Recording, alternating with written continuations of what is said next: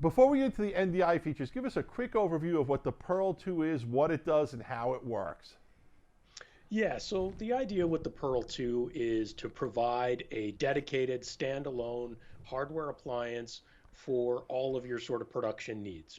So the idea is to take where you might traditionally have a whole rack of gear like scalers and switchers and streamers and recorders and try to condense that down into a single piece of hardware that does it all in one. A dedicated piece of kit. So you can see it has multiple video inputs on it, up to six in full HD.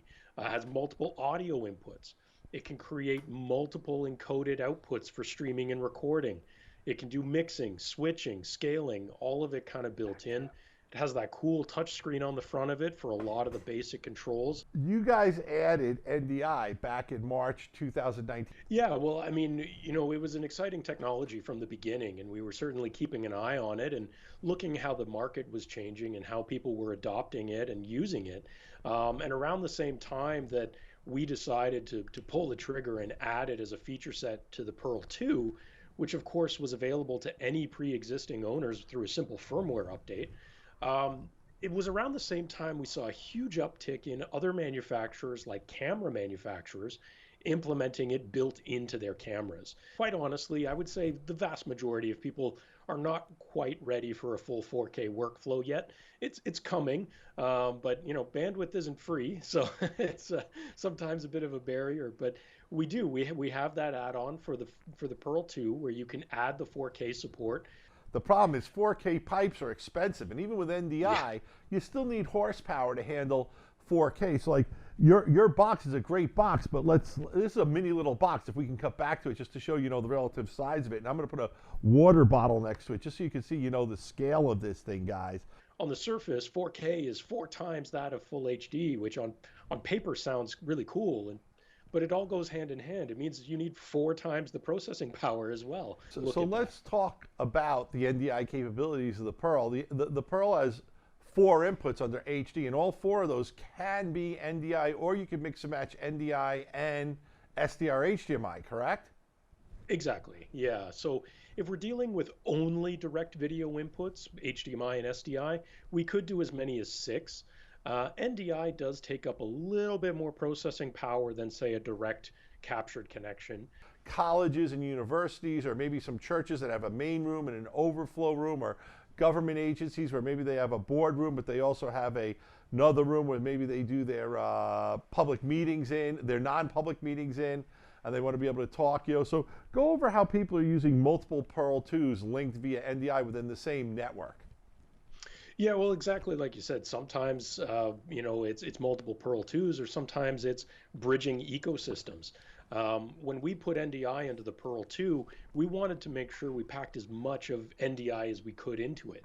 So from an input perspective, we can bring in full NDI or NDI HX inputs, and Pearl 2 can also output full NDI.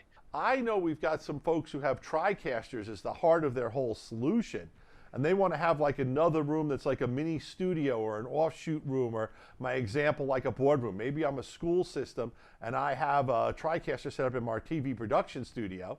I could put a Pearl 2 on the network, let's say in the boardroom, and I could have a couple of PTZ cameras in the boardroom now feeding into the Tricaster through the Pearl, and that opens up a whole level of productivity and feature sets that to me is really fantastic. Because Here at Epiphan, one of the things that's a little different in our products from some of those names you've mentioned, like the Tricasters or the vMixes or the Wirecasts, a lot of their products are geared very much towards the very traditional broadcast style operator.